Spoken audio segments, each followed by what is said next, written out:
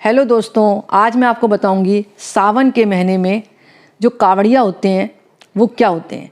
सावन के महीने में शिव आराधना का बहुत ज़्यादा महत्व होता है।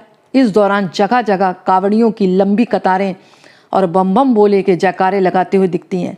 हर साल सावन के मास में लाखों तादाद में कावड़ियाँ जो हैं दूर स्थानों से आकर गंगा जल से भरी कावड़ लेकर पद यात्रा के लिए अपने गाँव से वापस लौटते हैं। इस यात्रा को कावड़ यात्रा बोला जाता है। सावन मास की चतुर्थी के दिन उस गंगा जल से अपने निवास के आसपास शिव मंदिरों में शिव का अभिषेक किया जाता है। इस दौरान श्रद्धालु कावड़ को जमीन में नहीं रखते। कावड़ चढ़ाने वाले लोगों को कावड़िया कहा जाता है। ज़्यादातर कावड़िया जो हैं केसरी रंग के कपड़े पहनते हैं और कावड़ यात्रा करने से भगवान शिव सभी भक्तों को मनोकामना पूर्ण करते हैं। अब मैं आपको बताऊंगी कि सबसे पहले कावड़ यात्रा की शुरुआत किसने की थी। इसमें अनेक कथाएं हैं, जिसमें एक कथा इस प्रकार है। एक बार कामधेनु को पाने के लालच में राजा सहस्त्रभाव ने ऋषि जमदागिन की हत्या कर दी थी। फिर पिता की हत्या का बदला लेने के लिए परशुराम ने राजा की भुजाओं को काट दिया, जिससे उसकी भी मृत्यु हो गई। भगवान परशुराम की कठोर तपस्या के बाद ऋषि जमदागिन को जीवन दान मिल गया।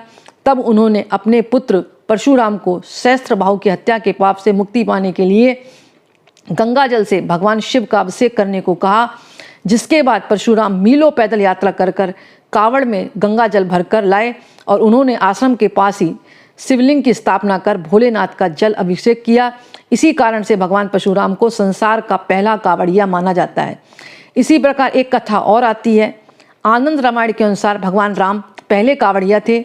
भगवान राम ने बिहार के सुल्तानगंज से गंगा जल भरकर देवघर स्थित वैद्यनाथ ज्योतिर्लिंग का अभिषेक किया था।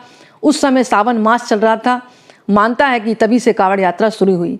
एक कथा और आती है कि भगवान शिव ने समुद्र मंथन में निकले विष को पी लिया था। जहर के नकारात्मक प्रभावों ने भोलेनाथ को असहज कर दिया, उनको घबराहट होने लगी।